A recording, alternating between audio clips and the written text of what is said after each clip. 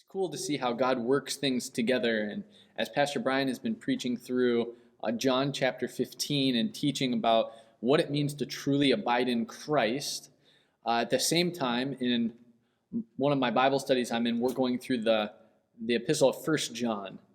And one of the themes all through First John is what it means to remain in Christ, what it means to abide in Christ. And it's been cool to see how that's overlapped with what Pastor Brian has been teaching us from John 15. And that makes sense because John wrote both the Gospel of John and First John. And even through that, yet in my ABF class, we've been going through James. And James was also one of the early books written, and it is based off a lot of the teachings from Jesus. And it kind of re-emphasizes those things. And to see kind of the commonality between both what Pastor Brian's teaching, what we're going through in our Bible study, and what I've been teaching through in our ABF class, I wanted to read you a couple passages that I think connect well with what Pastor Brian has been preaching and teaching. So the first passage is from John chapter 3, or 1 John chapter 3, verses 16 to 18. It says, "By this we know love, that he laid down his life for us, and we ought to also lay down our lives for our brethren.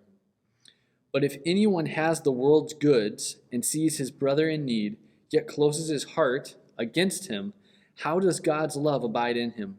Little children, let us not love in word or talk, but in deed and in truth."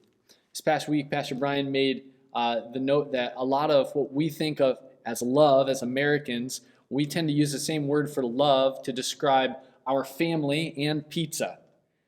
While we don't necessarily love our family the same way we love pizza, or vice versa, it's important for us to distinguish what true biblical love is.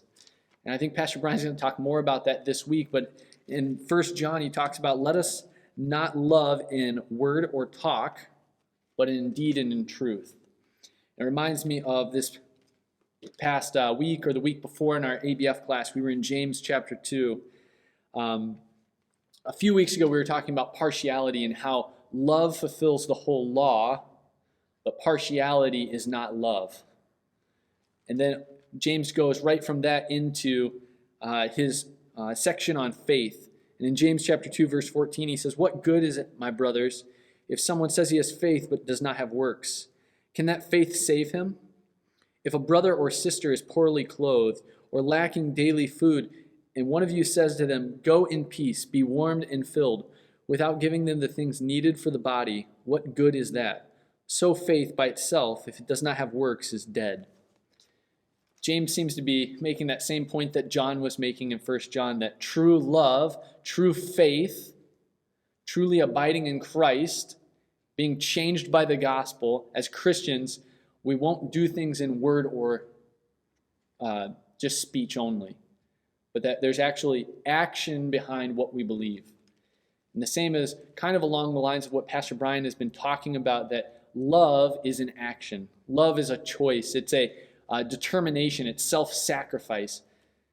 As I was thinking about Pastor Brian's message last Sunday and him talking about that, these passages came back to mind.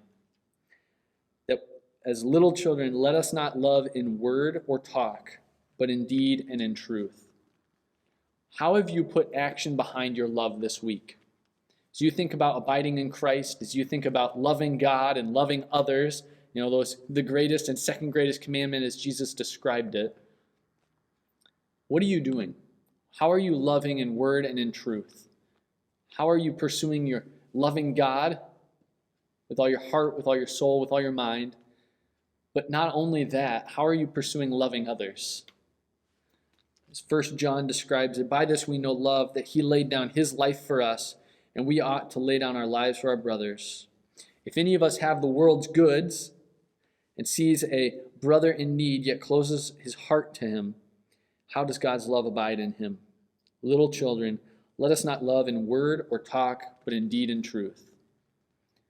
My challenge for you today is to go out and love in deed and in truth. One of the things I come back to often in my preaching and in my teaching is Ephesians 2:10. It's one of those verses that God has really burdened me with and convicted me of. that we are God's workmanship created new in Christ Jesus. But why? To walk in good works that God prepared beforehand that we would walk in them. God has put each of us in our own circles of influence, our own families, our own workplaces, our own communities, our own neighborhoods, our own church here. Why? To do good works. That's why we exist. God has put us in a place where we can do good works, that we can love one another, that we can pursue God together. So my encouragement for you today is to love one another, to go out and do something, not just in talk, not just in speech, but in deed and in truth. We're praying for you. We look forward to seeing most of you on Saturday and Sunday morning. We'll see you then, or we'll see you over Zoom, or we'll catch up with you soon.